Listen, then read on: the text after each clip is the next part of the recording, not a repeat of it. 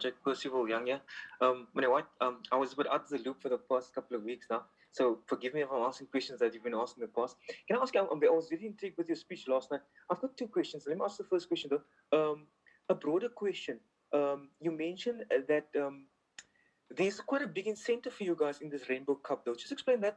What is that big incentive for you guys? Is there a possibility that you guys can end up in, or the winner in this competition can end up in a Heineken Cup? Yeah, Percival, look, I mean, I said it last night. I'm not sure of the detail. I know that has been mentioned. It hasn't been formalized yet. So, I think the reality is, I think everyone's pushing that at least there's some sort of goal long term for us to get into playing in Europe. And I'm hoping that this can be one of the avenues in which we can do it. So nothing formalized yet, nothing in writing that this will be the thing. But I do know that from SA Rugby's point of view, the fact that we want to play in Europe means that we want to be able to take part in tournaments like the Heineken Cup. If we want to make sure we're good enough that if we do get invited and do get selected to play in that tournament, that we can obviously do well. I've coached in France, and I can tell you, you just have to look at last weekend's game. Munster played Leinster. They rested 13 guys because they play this weekend in the European Cup semi-final, and then they lose to Munster for the first time in a long time. So what I'm trying to say to you is that there's obviously a lot of things that have to happen, but it's definitely something that all the South African teams would want, is that if we can get a chance to play in that Heineken Cup, it would be fantastic for us as a group. And you obviously also mentioned there's a huge monetary value if that eventually becomes the case, though. Yeah, well, I mean, what I did say to you last night, Percival, is that having coached in France, that's why owners push so hard for you to get into the top 8.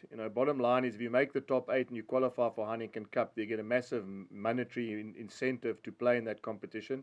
If you don't make it and you play Challenge Cup, you get a much less amount. So, you would understand that all the coaches and owners that are competing in Europe are working really hard. It's a bit like football. You want to make sure you make the Champions League. You don't want to play in Europa Cup. That's why there's a lot of talk in the Premiership about finishing in the top 4 because you get automatic qualification into the Championship. And it's not the case of just playing at that level. It's the monetary value and also the chance for you to measure yourself against the best teams in the world.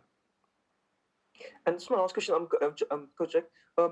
Obviously, a long way still down the road, Pro 16. But one thing that you also mentioned that at Pro 16, you've got these owners of clubs who obviously attend these matches. Yes. Is that something that you embrace, or is that a concern for you that these wealthy owners could possibly rope in some of your best players in our country now?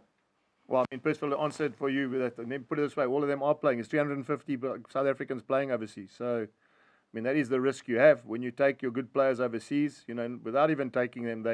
With technology now and analysis like it is now, they know exactly who they're looking for.